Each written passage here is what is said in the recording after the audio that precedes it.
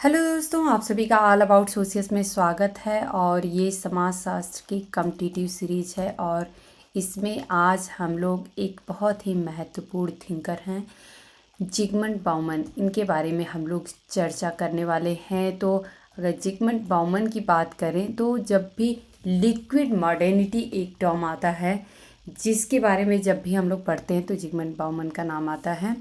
आज हम लोग इनके बारे में डिटेल में समझने वाले हैं कि जिगमंड बाउमन का आखिर में समाजशास्त्र में क्या योगदान रहा है, ये कहाँ से बिलोंग करते हैं और इनकी महत्वपूर्ण पुस्तकें कौन सी रही हैं, इन्होंने कौन कौन से कॉन्सेप्ट दिए हैं, आखिर में जिगमंड बाउमन को हम लोग किस लिए पढ़ते हैं। तो चलिए आज का लेक्चर हम लोग प्रारंभ करते हैं। थोड़ा लेंदी लेक्चर हो जाएगा और मैक्सिमम जो कंटेंट है वो मैंने विकिपीडिया से ही लिया है। कुछ कंटेंट और भी मैं प्लेटफॉर्म से ली हूँ ऑनलाइन, लेकिन मैक्सिमम कंटेंट जो है वो विकिपीडिया का है। और अगर आप लोगों को और भी डिटेल में पढ़ना हो तो आप लोग जाके एक बार हालांकि मैंने मैक्सिमम कंटेंट लेने की कोशिश की है, बट और भी डिटेल में यदि पढ़ना हो तो आप लोग ऑनलाइन इंग्लिश में कंटेंट काफ़ी ज़्यादा अवेलेबल हैं, आप लोग चाहिए तो वहाँ से पढ़ सकते हैं। तो चलिए हम लोग प्रारंभ करते हैं जिगमंड बाउमन का। ये यहाँ पे आप लोग इनकी इमेज देख सकते हैं। और जहाँ तक कंटेंट की बात करें तो मैक्सिमम ऑलमोस्ट मैं ये कहूँगी 99% कंटेंट मैंने इसमें इंक्लूड कर दिया है। तो आज का लेक्चर भी यदि सिर्फ आप लोग समझ लेते हैं और इसको समझने की कोशिश करेंगे, जस्ट आप लोग एक थिंकर के बारे में समझिए कि हाँ ये थिंकर कौन से थे, इनका क्या अपना एक कैरियर रहा और इन्होंने क्या योगदान दिए, इनके अपने क्या विचार रहे, तो आप लोग जिगमंड बाउमन से रिलेटेड जो भी क्वेश्चन आएंगे इजीली अटेम्प्ट कर सकते हैं। कंटेंट जो है वो हिंदी और इंग्लिश दोनों में अवेलेबल है। तो चूँकि मैंने बताया आप लोगों को कि लेक्चर बहुत ज़्यादा लेंदी हो जाएगा, इसके लिए डिस्कस जो है वो हम लोग हिंदी में ही करेंगे और हिंदी में भी काफ़ी लंबा टाइम लगने वाला है। कुछ हमें लगता है कि 35-40 पेज का आज का लेक्चर है, तो जिसमें हिंदी इंग्लिश दोनों है, तो भी हमें एटलीस्ट मिनिमम कम से कम 20 पेजेस डिस्कस करने हैं। तो चलिए हम लोग देर नहीं करेंगे, फटाफट डिस्कस कर लेते हैं। जिगमंड बाउमन, इनका जीवन काल 19 नवंबर 1925 से 9 जनवरी 2017 तक रहा है। तो इनकी 92 वर्ष की उम्र में इनका देहांत हो गया था। यह एक पोलिश ब्रिटिश समाजशास्त्री और दार्शनिक थे। तो अगर ये पहला क्वेश्चन बनता है कि ये कहाँ से बिलोंग करते थे, तो ये एक पोलिश ब्रिटिश समाजशास्त्री रहे हैं। 1968 के पोलिश राजनीतिक संकट के दौरान उन्हें पोलिश पीपुल्स रिपब्लिक से बाहर निकाल दिया गया और अपनी पोलिश नागरिकता छोड़ने के लिए मजबूर किया गया। वह इज़राइल चले गए। 3 साल बाद वे यूनाइटेड किंगडम चले गए। वे 1971 से इंग्लैंड में रहे, जहां उन्होंने लंदन स्कूल ऑफ इकोनॉमिक्स में अध्ययन किया और बाद में एमेरिटस यूनिवर्सिटी ऑफ लीड्स में समाजशास्त्र के प्रोफेसर बने। बाउमन एक सामाजिक सिद्धांतकार थे जिन्होंने आधुनिकता और प्रलय, उत्तर आधुनिक उपभोक्तावाद और तरल आधुनिकता, या जिसे हम लिक्विड मॉडर्निटी कहते हैं, जैसे विविध मुद्दों पर लिखा है। तो यहाँ पे आप लोगों को ये बात समझ में आ चुकी है कि ये पोलैंड के निवासी थे, बट ये पोलैंड से इनको बाहर निकाल दिया गया। बाद में ये इज़राइल चले जाते हैं, उसके बाद से कुछ समय बाद वे यूके जाते हैं। तो इज़राइल में जो आप लोगों को देखने को मिलेगा एक पता है कि वहाँ की जो कम्युनिटी है इज़राइल की, तो उनकी भी एक अलग स्थिति रही है, सामाजिक स्थिति। तो इसके जो इज़राइल का जो एक यहूदी समुदाय हम बोलेंगे, ये देखेंगे कि इनके पे, या जिन्हें ज्यूस बोलते हैं, तो ये देखेंगे कि इन बाउमन पे काफ़ी कुछ प्रभाव हमें देखने को मिलेगा इनके जीवन पर्यंत। तो हम लोग अभी डिटेल में समझेंगे। ये पहले पेज का ही आप लोग यहाँ पे इंग्लिश ट्रांसलेशन देख रहे हैं, तो आप लोग एक बार चाहिए तो इंग्लिश में भी पढ़ लीजिएगा। कुछ जो टर्म्स हैं ये आप लोगों को इंग्लिश में भी पता होना चाहिए, तो ये आप लोग देख सकते हैं कि होलोकास्ट पे इन्होंने लिखा है। होलोकास्ट था क्या? होलोकास्ट जो है, यूरोप में जो यहूदी थे उनका नरसंहार किया गया था, और वहाँ की जितनी यहूदी पॉपुलेशन थी उसका 2/3 पोर्शन नरसंहार कर दिया गया था।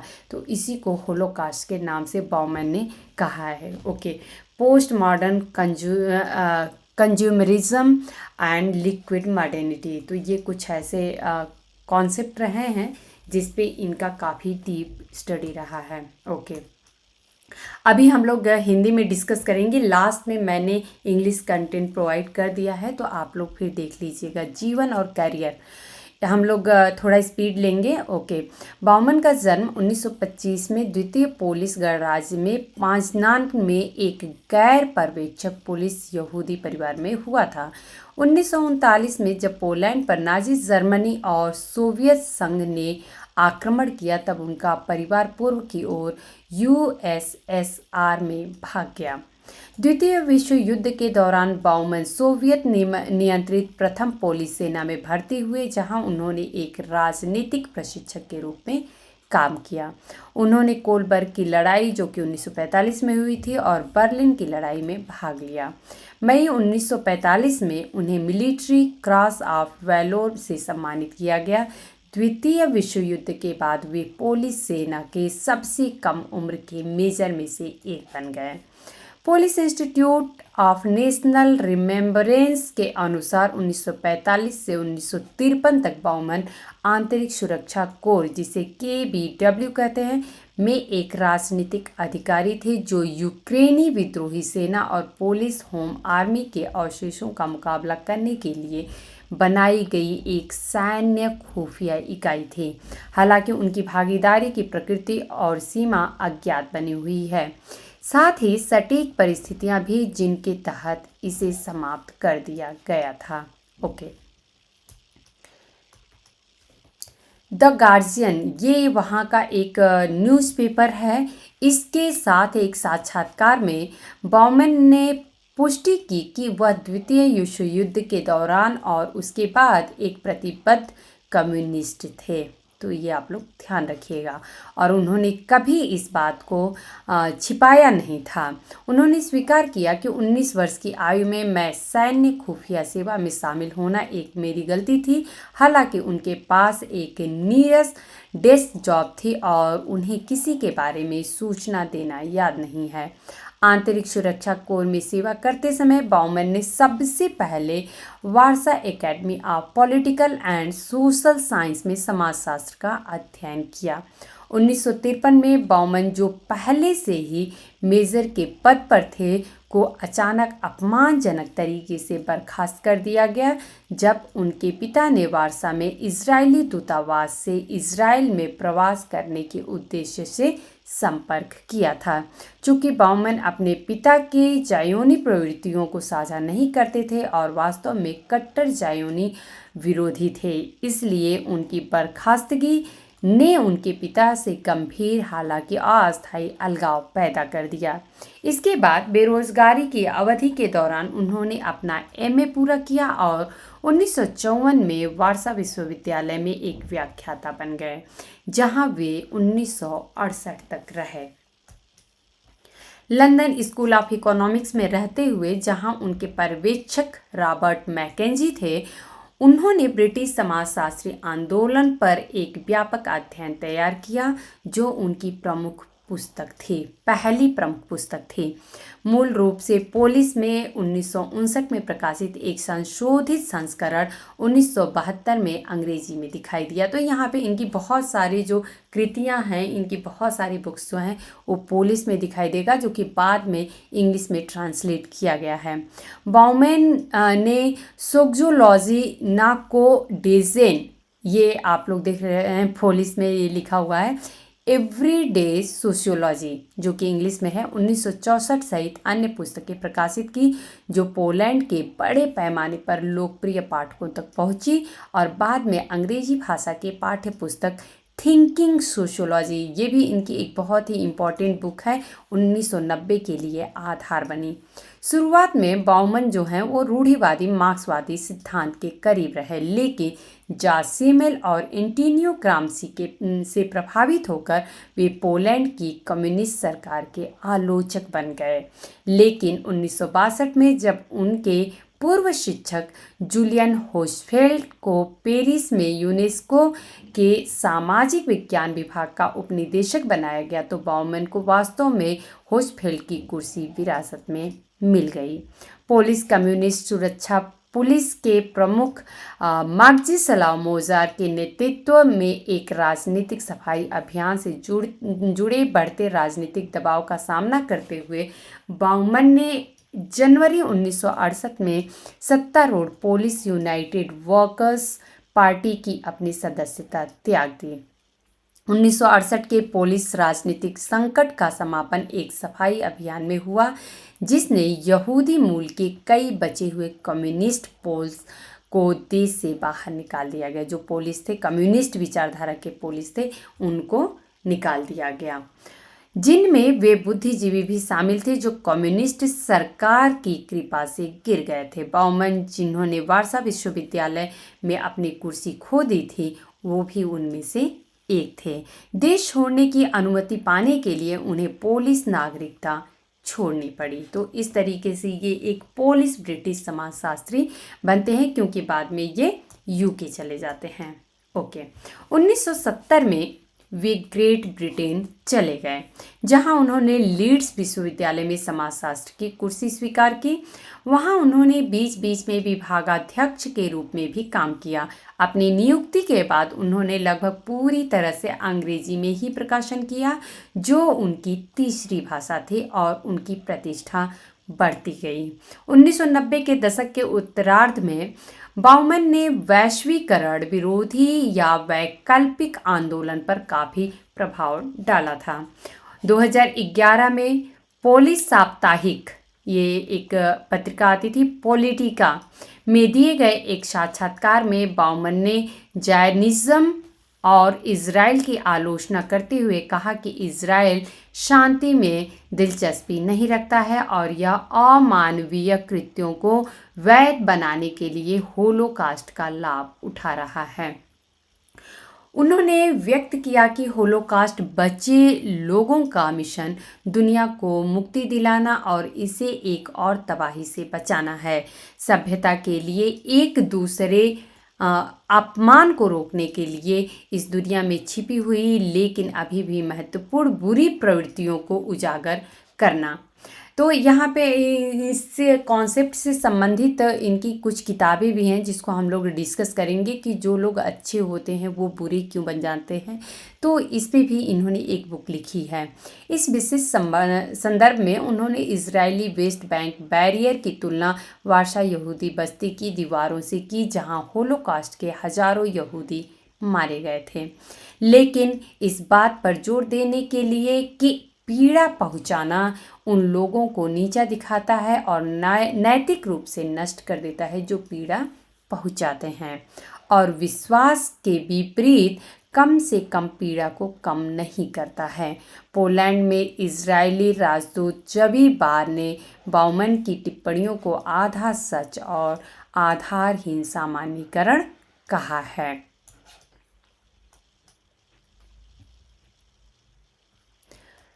1970 में इजराइल छोड़ने के बाद 2013 में बाउमन ने पहली बार इजराइल का दौरा किया। तो 1970 में ये इजराइल छोड़ देते हैं, फिर ग्रेट ब्रिटेन आ जाते हैं, और उसके बाद से पहली बार ये 2013 में इजराइल का दौरा करते हैं। उन्हें ISS वार्षिक बैठक में मुख्य व्याख्यान देने और इजरायली PhD समाजशास्त्र छात्रों के साथ एक सेमिनार आयोजित करने के लिए इजरायली समाजशास्त्र सोसाइटी द्वारा दिए गए निमंत्रण को स्वीकार उन्होंने किया था।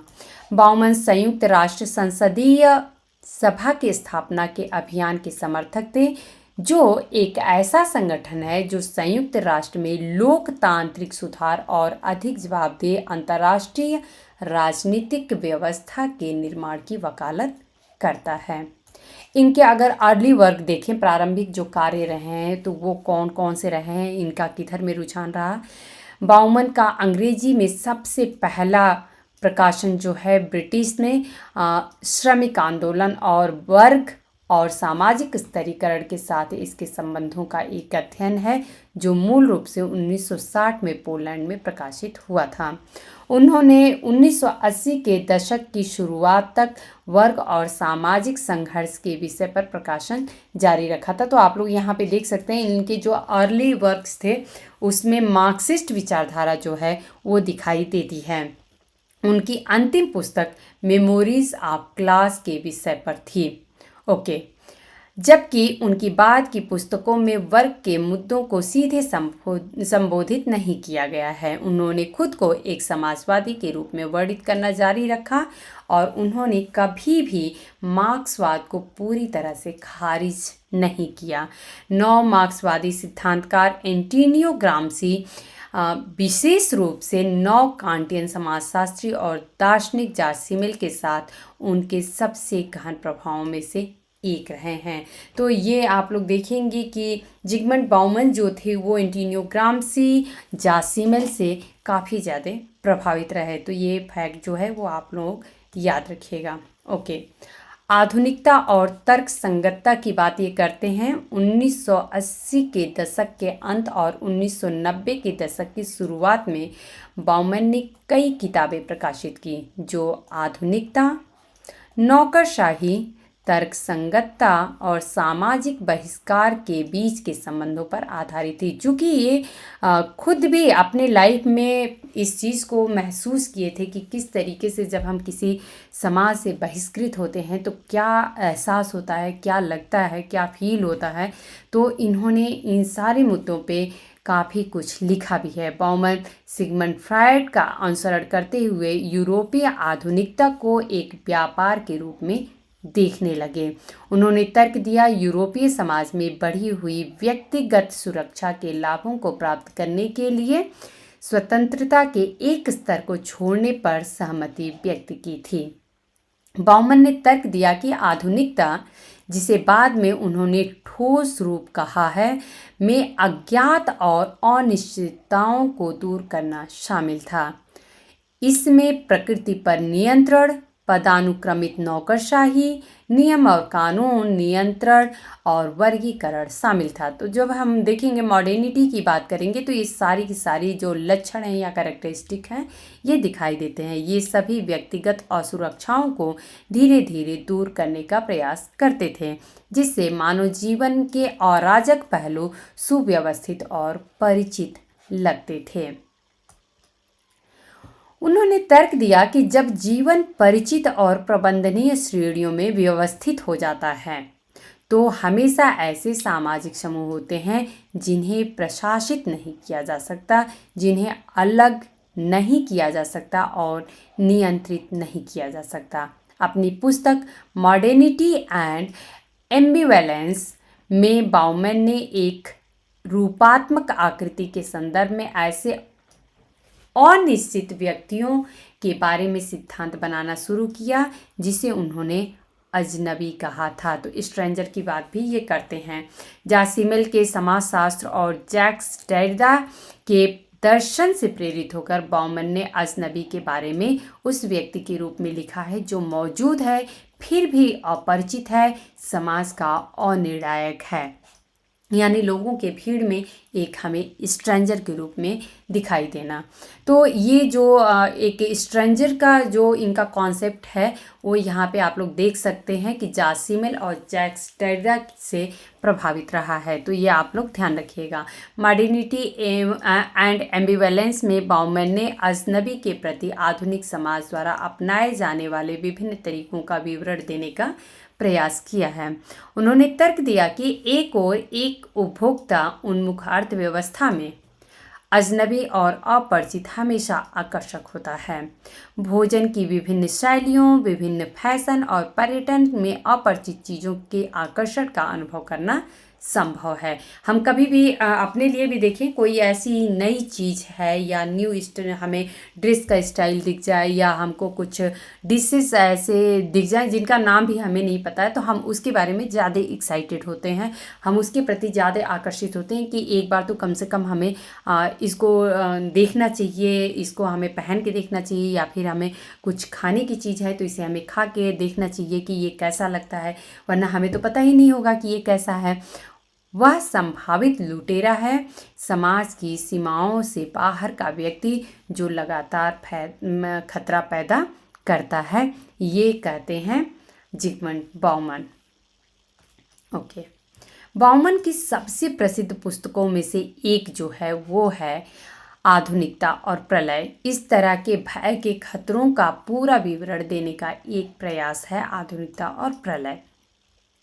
अधिनायकवाद और ज्ञानोदय पर हन्ना अरेंडेट और थियोडोर डब्ल्यू अडॉर्नो की पुस्तक से प्रेरणा लेते हुए बाउमन ने तर्क दिया कि प्रलय को केवल यहूदी इतिहास की एक घटना या पूर्व आधुनिक बर्बरता की वापसी नहीं माना जाना चाहिए। इसके बजाय उन्होंने तर्क दिया कि प्रलय को आधुनिकता और इसके व्यवस्था निर्माण प्रयासों से गहराई से जुड़ा हुआ देखा जाना चाहिए। प्रक्रियात्मक तर्क संगतता, छोटे छोटे कार्यों में श्रम का विभाजन, विभिन्न प्रजातियों का वर्गीकरण और नियमों का पालन करना, नैतिक रूप से अच्छा मानने की प्रवृत्ति, इन सभी ने प्रलय के घटित होने में अपनी भूमिका निभाई है। उन्होंने तर्क दिया कि इस कारण से आधुनिक समाजों ने प्रलय के सबक को पूरी तरह से नहीं समझा है। इसे बाउमन के रूपक का उपयोग करते हुए दीवार पर लटकी हुई तस्वीर की तरह देखा जाता है जो कुछ सबक देती है।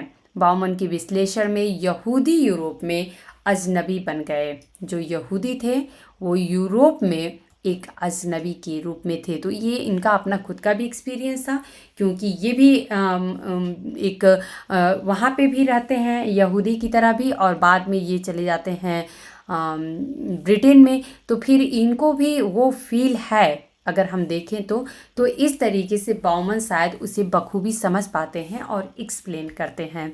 अंतिम समाधान को उन्होंने समाज द्वारा अपने भीतर मौजूद असुविधाजनक और अनिश्चित तत्वों को निकालने के प्रयास के चरम उदाहरण के रूप में चित्रित किया है। दार्शनिक जियोर्जियो अगम्बेन की तरह बाउमन ने तर्क दिया कि होलोकॉस्ट में काम करने वाली बहिष्कार की वही प्रक्रियाएं आज भी काम कर सकती हैं जो कुछ हद तक आज भी काम करती हैं। होलोकॉस्ट क्या होता है ऑलरेडी मैं आप लोगों को स्टार्टिंग में ही बता दी हूँ। उत्तर आधुनिकता और उपभोक्तावाद के बारे में इनके क्या विचार हैं इसको हम लोग देखेंगे। तो 1990 के दशक के मध्य से अंत तक बाउमन ने उत्तर आधुनिकता और उपभोक्तावाद का पता लगाना शुरू किया। उन्होंने कहा कि 20वीं सदी के उत्तरार्ध में आधुनिक समाज में एक बदलाव आया था। उन्होंने कहा कि जो 20वीं सदी का उत्तरार्ध था यानी कि हाफ पोर्शन, यानी कि 1950 के बाद का समय, तो ये आधुनिक समाज जो है उसमें एक बदलाव आया था। यह उत्पादकों के समाज से उपभोक्ताओं के समाज में बदल गया। बाउमन के अनुसार इस बदलाव ने फ्रायड के आधुनिक व्यापार को उलट दिया, यानी अधिक स्वतंत्रता, खरीद, उपभोग और जीवन का आनंद लेने की स्वतंत्रता के बदले में सुरक्षा छोड़ दी गई। 1990 के दशक में अपनी किताबों में बाउमन ने इसे आधुनिकता से उत्तर आधुनिकता में बदलाव के रूप में लिखा है। सहस्त्राब्दी की शुरुआत से ही उनकी पुस्तकों ने तरल और ठोस आधुनिकता के रूपकों का उपयोग करके उत्तर आधुनिकता शब्द के इर्द गिर्द भ्रम से बचने की कोशिश की है। आधुनिक उपभोक्तावाद पर अपनी पुस्तक में बाउमन अभी भी उन्हीं अनिश्चितताओं के बारे में लिखते हैं जिन्हें उन्होंने ठोस आधुनिकता पर अपने लेखन में चित्रित किया था, लेकिन इन पुस्तकों में वे उन भयों के बारे में लिखते हैं जो अधिक विस्तृत होते जा रहे हैं और जिन्हें पहचानना कठिन होता जा रहा है। वास्तव में वे उनकी एक पुस्तक के शीर्षक का उपयोग करने के लिए तरल भय जो कि आई थिंक लिक्विड फेयर करके है, शायद ये बुक है, हाँ लिक्विड फेयर करके है।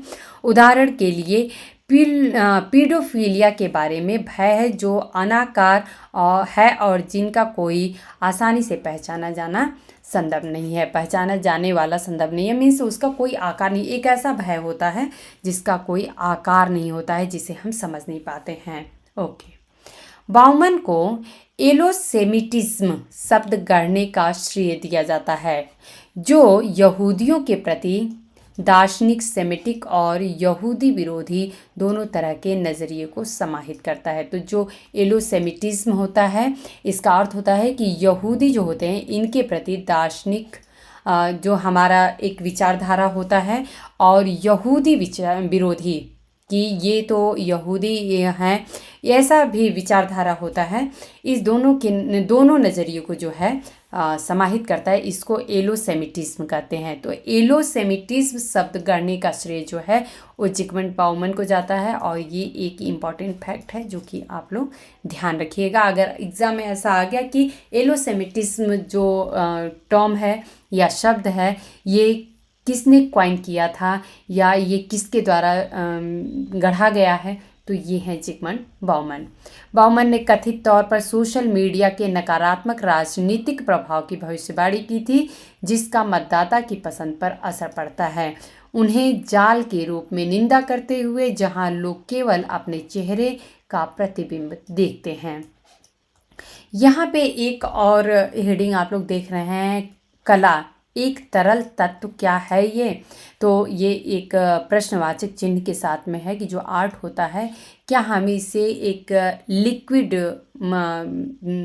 एलिमेंट मान सकते हैं, तो क्या एक तरल तत्व होता है। तो इसके बारे में ये क्या कहते हैं, बाउमन की एक कृति कला की अवधारणा पर केंद्रित है जो प्रशंसा की तरलता से प्रभावित है। लेखक इस विचार को आगे रखते हैं कि हम एक ऐसी प्राप्ति की इच्छा रखते हैं और उसकी तलाश करते हैं जिसमें आम तौर पर एक निरंतर बनने की प्रवृत्ति होती है, बनने की एक स्थायी प्रवृत्ति में।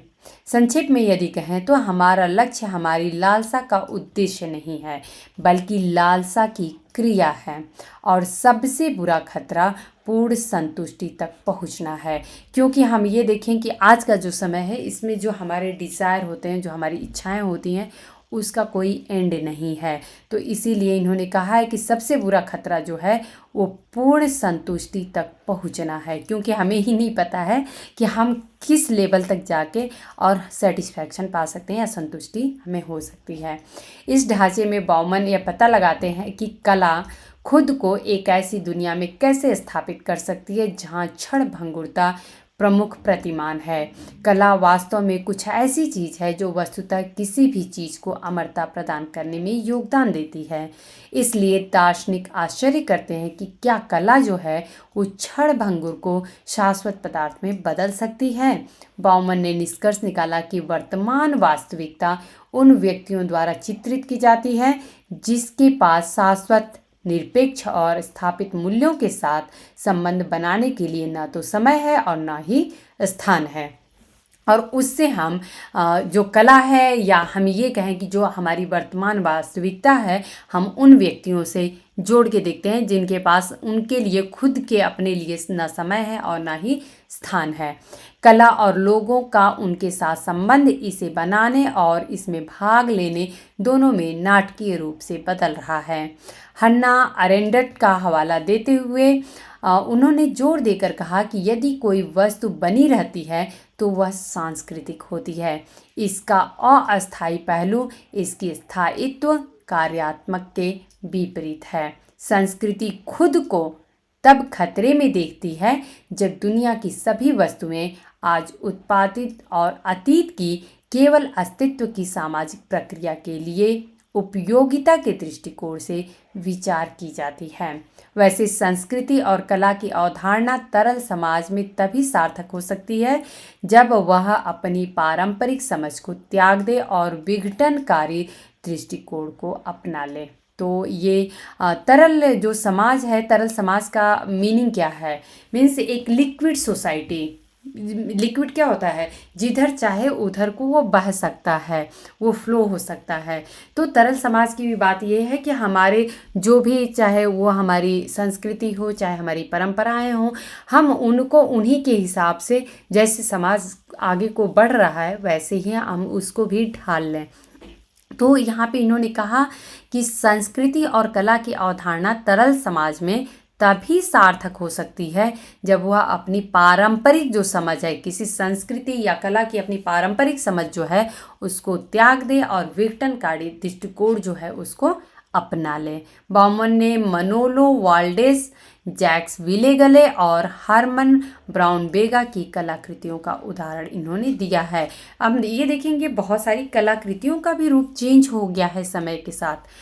पुरस्कार और सम्मान की यदि बात करें तो बाउमन को 1992 में समाजशास्त्र और सामाजिक विज्ञान के लिए यूरोपीय अमाल्फी पुरस्कार, 1998 में फ्रैंकफर्ट शहर का थियोडोर डब्ल्यू एडॉर्नो पुरस्कार और 2006 में ये आप लोग देखते हैं वाइज 97 पुरस्कार से सम्मानित किया गया। उन्हें 2010 में एलेन टोरिन के साथ संयुक्त रूप से संचार और मानविकी के लिए प्रिंसेस ऑफ आस्टूरियस पुरस्कार से सम्मानित किया गया था। सितंबर 2010 में लीड्स विश्वविद्यालय ने उनके सम्मान में अपने समाजशास्त्र और सामाजिक नीति स्कूल के भीतर द बाउमन इंस्टीट्यूट की स्थापना की। लोअर सिलेसिया विश्वविद्यालय पोलैंड के लोअर सिलेसिया में एक छोटा निजी उच्च शिक्षा संस्थान ने अक्टूबर 2013 में बाउमन को मानद डॉक्टरेट देने की योजना बनाई। हालांकि एक प्रमुख कम्युनिस्ट विरोधी और बाउमन समर्थकों द्वारा उनके खिलाफ कथित यहूदी विरोधी हंगामे की प्रतिक्रिया के रूप में उन्होंने अंततः पुरस्कार को अस्वीकार कर दिया। 2015 में सैलेंटो विश्वविद्यालय में बाउमन को आधुनिक भाषा, साहित्य और साहित्यिक अनुवाद में मानद उपाधि से सम्मानित किया। ओके, तो ये तो कुछ पुरस्कार और सम्मान की बात हो गई। अब इनके जो इंग्लिश कंटेंट है वो हम लोग यहाँ पे देख लेते हैं। तो ये आप लोग देख रहे हैं, ऑलरेडी हम लोग हिंदी में डिस्कस कर चुके हैं। कुछ टर्म्स जो होंगे उसको भी मैं यहाँ पे डिस्कस कर लूँगी। तो यहाँ पे आप लोग देख सकते हैं द गार्जियन जो है ये एक वहाँ का न्यूज़पेपर है, उसमें इन्होंने इंटरव्यू दिया था और जिसमें अपने विचार इन्होंने दिए थे। ओके, नेक्स्ट पेज हम लोग देखेंगे। तो यहाँ पे आप लोग देख सकते हैं लंदन स्कूल ऑफ इकोनॉमिक्स में ये रॉबर्ट मैकेंजी जो हैं इनके सुपरविज़न में थे। ओके, और यहाँ पे आप लोग देख सकते हैं इनकी इम्पॉर्टेंट बुक जो है एवरीडे सोशियोलॉजी। तो ये आप लोग देख सकते हैं। इसके बाद से थिंकिंग सोशियोलॉजी, ये 1990 में पुस्तक आती है। ओके, यहाँ पे आप लोग देख सकते हैं Bauman remain close to orthodox Marxist doctrine but influenced by George Simmel and Antonio Gramsci. Okay, उसके बाद से यहाँ पे बाकी चीज़ें तो आप लोग यहाँ देख लीजिएगा। नेक्स्ट मैं पेज पे देखती हूँ। ओके, यहाँ पे आप लोग ये ज़रूर याद रखिएगा NTR अल्टर ग्लोबलाइजेशन मूवमेंट से ये जुड़े हुए रहे, तो ये आप लोगों को ध्यान रखना है। और ये पोलिस वीकली जो मैगज़ीन आते हैं, वो न्यूज़पेपर आता है, वो था पॉलिटिका। तो ये आप लोग पॉलिटिका जो है इसमें इंटरव्यू इनका एक दिया गया था, तो इसमें अपना इन्होंने कुछ विचार दिया है जो कि यहाँ पे लिखा गया है। तो ये आप लोग ध्यान दीजिएगा। Taking advantage of the holocaust to legitimize unconscionable acts, तो ये इन्होंने कहा है। ये कुछ फैक्ट्स जो हैं वो आप लोग ध्यान रखिएगा। ओके, नेक्स्ट हम लोग देखेंगे अर्ली वर्क में। आप लोग यहाँ पे देख सकते हैं, यहाँ दिया गया है कि ये Bowman earliest publication in English is a study of the British labour movement and its relationship to class and social stratification, originally published in Poland in 1960। अच्छा, यहाँ पे आप लोग देख सकते हैं his last book was on the subject of memories of class, तो ये आप लोग ध्यान रखिएगा। ओके,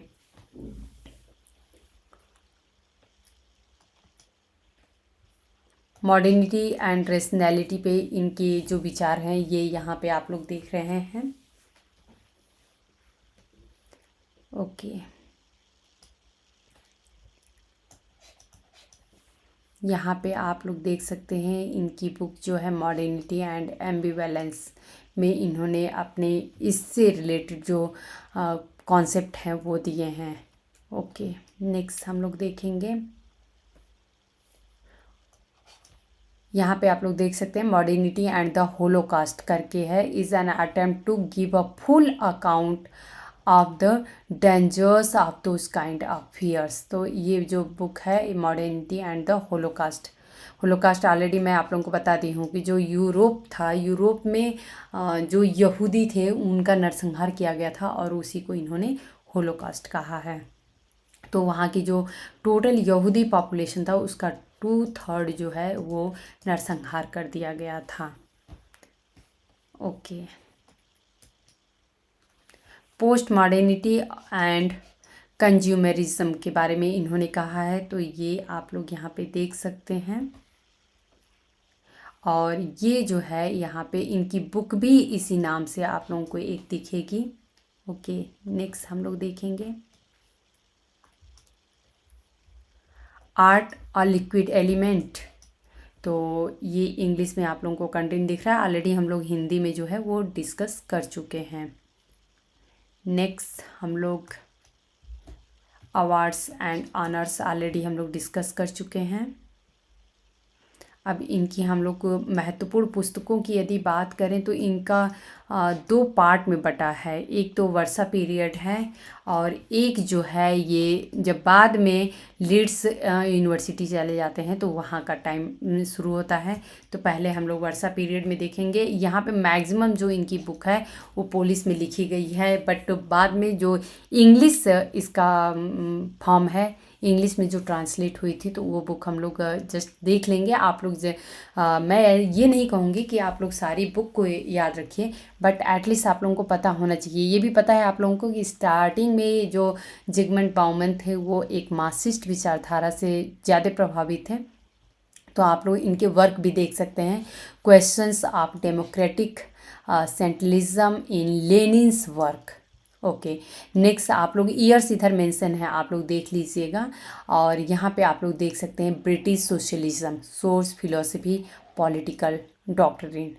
नेक्स्ट आप लोग यहाँ पे देख सकते हैं class movement, elite, a sociological study on the history of the British labour movement. तो आप सभी को ऑलरेडी हम लोग डिस्कस कर चुके हैं। आप सभी को पता है कि लेबर मूवमेंट पे इन्होंने, ब्रिटिश लेबर मूवमेंट पे इन्होंने काफ़ी कुछ काम किया था। 1960 में ही आ रहा है, आप लोग बुक देख सकते हैं, from the history of the democratic ideals. Okay, next आप लोग यहाँ देख सकते हैं कैरियर 4 सोशियोलॉजिकल स्केचेस।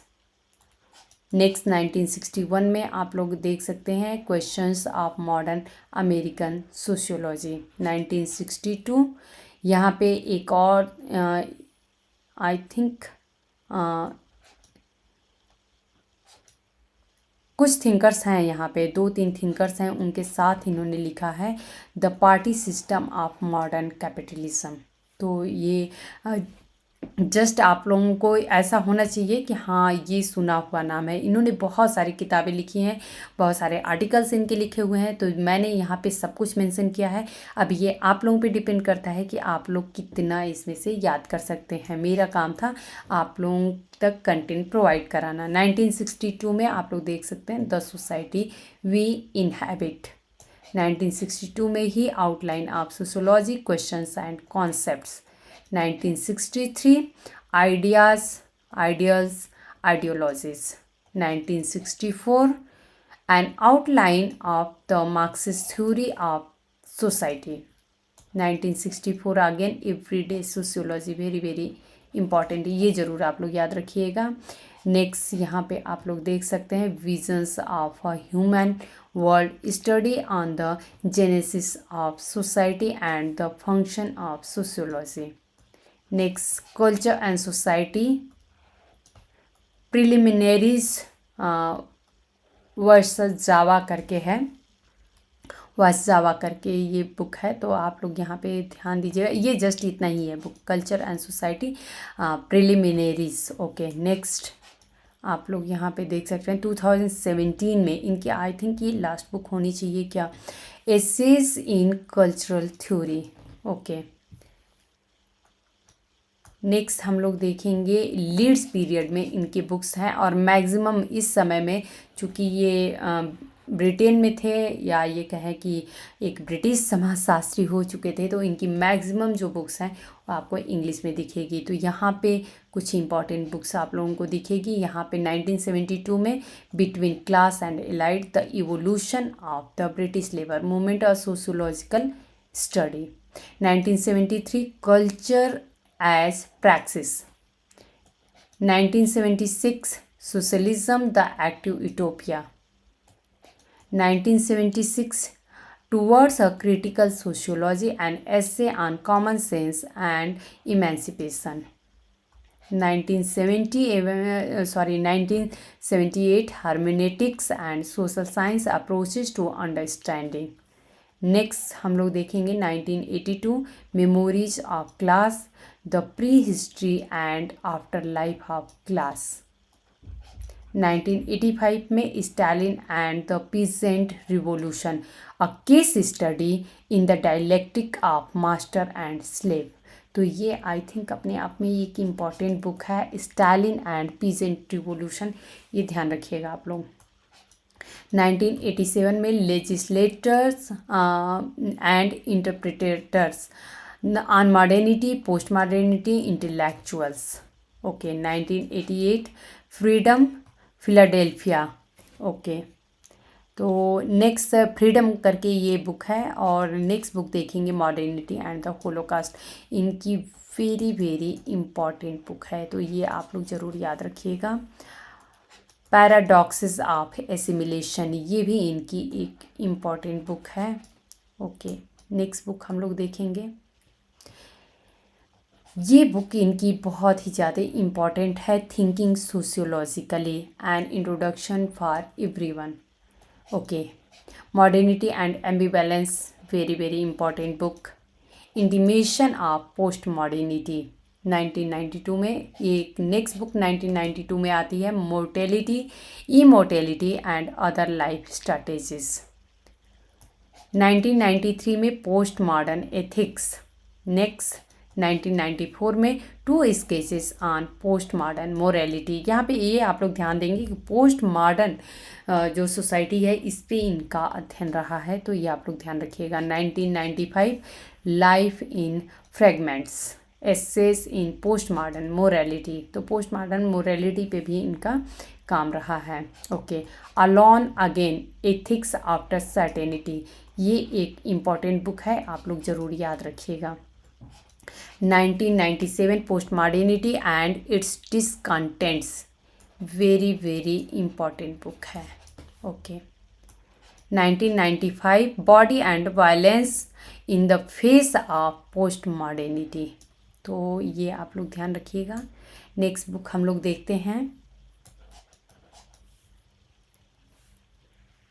ओके, यहाँ से आप लोगों को दिख रहा है, a humanistic in the post modern world, conversation of on the art of life science and life of art and other matters, तो ये इनकी बुक है। 1997 पब्लिश होती है। 1998 में ये एक इम्पॉर्टेंट बुक है, work consumerism and the new poor, तो ये आप लोग ध्यान रखिएगा।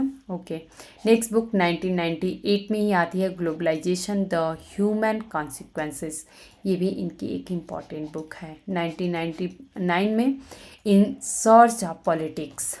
Next very very important book जिनके लिए हम लोग जिगमंड बाउमन को जानते हैं, वो है liquid modernity. Okay, next book आप लोग यहाँ पे देख सकते हैं, 2000 में ही आता है, एडिटेड किया गया है बिलहाज पीटर के द्वारा, यह पीटर बिलहाज है।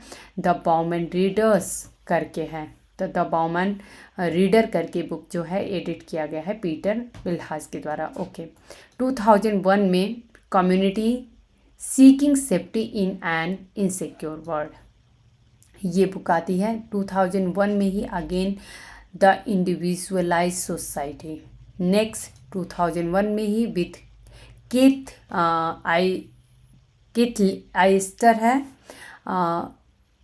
आई थिंक के स्टर ही है, देख लीजिएगा आप लोग एक बार। कन्वर्सेशन विथ जगमेंट बाउमन करके है। ओके 2001 में विथ टिम में के द्वारा थिंकिंग सोशियोलॉजिकल सेकेंड एडिशन आता है। ऑलरेडी ये थिंकिंग सोशियोलॉजिकली जो है ऑलरेडी लिखा हुआ है जिगमंड बाउमन के द्वारा। 2000 में आता है सोसाइटी अंडर सीज। ये इनकी इम्पॉर्टेंट एक बुक है जो कि आप लोग ज़रूर याद रखिएगा। 2002 की है, society under seize. Okay next book हम लोग देखेंगे। लिक्विड से तो इन्होंने बहुत सारे बुक लिखे हैं, तो जहाँ भी मैक्सिमम मैं यही कहूँगी लिक्विड अभी हम लोग देखेंगे, डिस्कस करेंगे। लिक्विड लव इन्होंने लिखा है, on the frailty of human bonds, तो ये 2003 में है बुक आई। 2003 में ही city of fear city of hopes करके बुक आती है। नेक्स्ट 2004 में wasted lifes modernity and its outcast करके बुक है। 2004 में ही आप लोग देख सकते हैं यूरोप एंड अनफिनिश्ड एडवेंचर। ये बुक्स जो हैं इम्पॉर्टेंट हैं, डिफरेंट हैं, इसलिए आप लोग ज़रूर याद रखिएगा। 2004 में ही एक बुक आती है आइडेंटिटी कन्वर्सेशंस विथ बेनेडिक्टो वेची करके हैं। ओके यहाँ पे आप लोग देख सकते हैं 2005 में लिक्विड लाइफ, लिक्विड फियर 2006 में ही लिक्विड टाइम्स, तो ये आप लोग ध्यान रखिएगा। Living in the age of uncertainty, ये ऐसा कहते हैं जो पोस्ट मॉडर्न सोसाइटी या समाज हमें दिख रहा है उसमें बहुत ही ज़्यादा अनसर्टेनिटी हमें दिखाई देती है। इसीलिए वो कहते हैं कि कोई भी व्यक्ति अगर उस बीच में है, उस पूरे भीड़ में एक स्ट्रेंजर की तरह, अजनबी की तरह दिखता है। और जैसा कि आप सभी को पता है कि जार्सी मिल से काफ़ी ज़्यादा इस कॉन्सेप्ट पे प्रभावित भी थे। ओके यहाँ पे आप लोग देख सकते हैं 2006 की बुक है morality in an instable world. तो आप लोग देख सकते हैं कितनी इनसिक्योरिटी की, अनसर्टेनिटी की बात इन्होंने की है।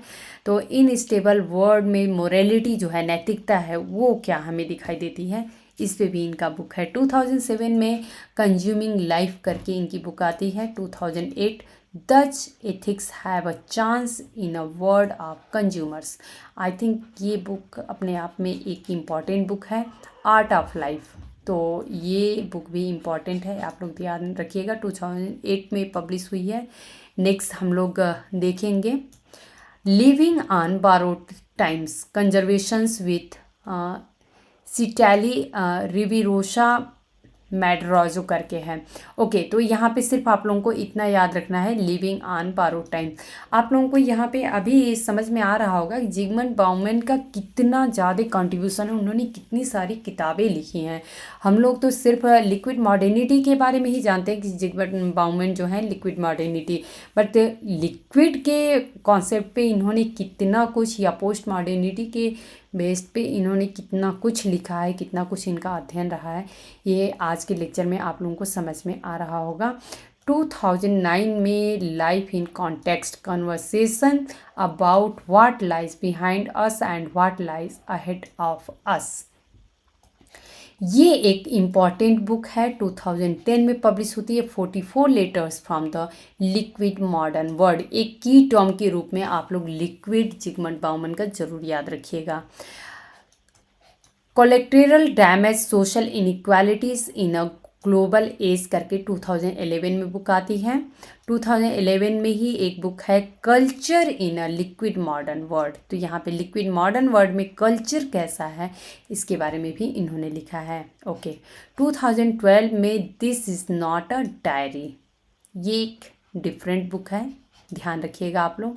2012 में ही लिक्विड सर्वेलेंस करके आता है और कन्वर्सेशन, तो यहाँ पे आप लोग देख सकते हैं इसमें भी आप लोगों को लिक्विड टर्म मिल रहा है। 2013 में moral blindness the loss of sensitivity in liquid modernity, तो यहाँ पे लिक्विड मॉडर्निटी जो है ये आप लोगों को की टर्म ही दिखाई देता है। 2013 में इनकी एक और बुक आती है और वो यहाँ पे आप लोगों को दिखाई दे रहा है, आई थिंक ये दूसरी ही लैंग्वेज में लिखा गया है। Okay, translated age of God and man, ये है। ओके, तो और भी कुछ बुक्स हैं, इसको हम लोग देख लेंगे। 2013 में कुछ थिंकर्स के साथ इन्होंने लिखा है, टेस्टर और जैकobson करके हैं। What use is sociology. तो व्हाट इज सोशियोलॉजी तो आप लोगों को पता है, एलेक्स इंकल्स का है, but what use is sociology जो है ये जिगमंड बाउमन का है, जो कि जैकobson और टेस्टर के साथ में मिलके लिखा है इन्होंने, के टेस्टर और मिशेल हैविट या विट करके जैकobson है। Okay, next book, does the richness of the few benefit us all. तो ये एक इनकी मोस्ट इम्पॉर्टेंट बुक है, 2014 में आती है, स्टेट ऑफ क्राइसिस। तो ये आप लोग ध्यान रखिएगा। 2015 में एक बुक आती है, प्रैक्टिसेस ऑफ सेल्फहुड। 2015 में ही अगेन है, management in a liquid modern world. 2015 में ही अगेन एक बुक है, of God and man, already हम लोग जो कि पीछे डिस्कस किए। ओके, तो यहाँ पे आप लोग देख सकते हैं एक और बुक है, on the world and ourselves. 2016 में ये लियोनडस डोंकिस करके हैं, डोंकिस, ये इनके साथ लिखते हैं लिक्विड इविल। तो लिक्विड इविल करके भी बुक लिखी गई है। ओके, यहाँ पे आप लोग देख सकते हैं इज़ुमोरो के साथ इन्होंने 2016 में बाबेल करके लिखा है। Next, stranger at our door, ये एक इम्पॉर्टेंट बुक है, ये ज़रूर आप लोग याद रखिएगा, 2016 में। ओके, रेट्रोटोपिया, ये भी अपने आप में एक इम्पॉर्टेंट बुक है, 2017 में आता है। अ क्रॉनिकल ऑफ क्राइसिस, ये भी 2017 में एक बुक आता है, तो ये आप लोग ध्यान रखिएगा। टाइमलाइन है 2011 टू 2016। अ क्रॉनिकल क्राइसिस जो है वो 2017 में लिखा गया है। ओके, तो ये तो अभी हम लोग इनके बुक्स की लिस्ट देखिए, बहुत ही ज़्यादा किताबें हैं। कुछ बुक्स जो हैं इम्पॉर्टेंट, उनके फ्रंट में जो फ्रंट पेज कवर हैं उसको हम लोग देख लेंगे, और जो फ्रंट पेज कवर जो हम लोग डिस्कस कर रहे हैं इसको तो आप लोग ज़रूर याद रखिएगा, इसको बिल्कुल नहीं आप लोगों को मिस करना है। तो यहाँ पे आप लोगों को मोस्ट इम्पॉर्टेंट इनकी बुक दिख रही है, liquid modernity. Okay, liquid love, liquid life, consuming life, globalization, the human consequence, liquid times। Next हम लोग बुक देखेंगे, modernity and the holocaust, thinking sociologically, community, retrotopia. Next book है wasted lives, liquid fear. Okay, work, consumerism and the new poor, यहाँ blur है but यहाँ पे नीचे मैंने मेंशन कर दिया, तो आप लोग इसको लिख लीजिएगा। यहाँ पे आप लोग देख सकते हैं the individualized society, post modern ethics, stranger at our door. तो स्ट्रेंजर्स एट आवर डोर जो है ये भी इनकी एक इम्पॉर्टेंट बुक है। Liquid surveillance, the art of life. Next book हम लोग देखेंगे, in search of politics, modernity and ambivalence, very very important book. Post modernity and its discontents, society under siege, ये इनकी एक इम्पॉर्टेंट बुक है।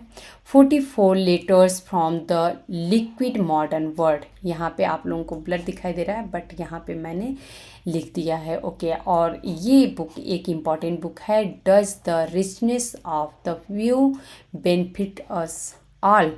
तो ये एक क्वेश्चन मार्क के साथ एक बुक इनकी नज़र आ रही है। ओके, नेक्स्ट आप लोग यहाँ पे देख सकते हैं, legislators and interpreters, born liquid, on education, does ethics have a chance in a world of consumers? Does ethics have a chance in a world of consumers? Okay, culture as praxis. तो दोस्तों ये कुछ important book हैं, आप लोग front page cover ही almost मैंने 25 books के mention किए हैं, तो ये तो आप लोगों को ज़रूर याद रखना है, इसको नहीं भूलना है। बाकी उसमें से आप लोग कितना कवर कर सकते हैं, लगभग कम से कम सैकड़ों किताबें उन्होंने लिखी हैं, तो आप लोग कितना अपने से याद कर सकते हैं वो आप लोगों पे है। मेरा जो काम था वो था कि आप लोगों को कंप्लीट कंटेंट प्रोवाइड कराना, सो मैंने अपनी तरफ से मेरा जो एफर्ट है उसको फुलफ़िल किया है। और दोस्तों आज हम लोग जिगमंड बाउमन के बारे में डिटेल में डिस्कस किए और मिलते हैं नेक्स्ट लेक्चर में। धन्यवाद।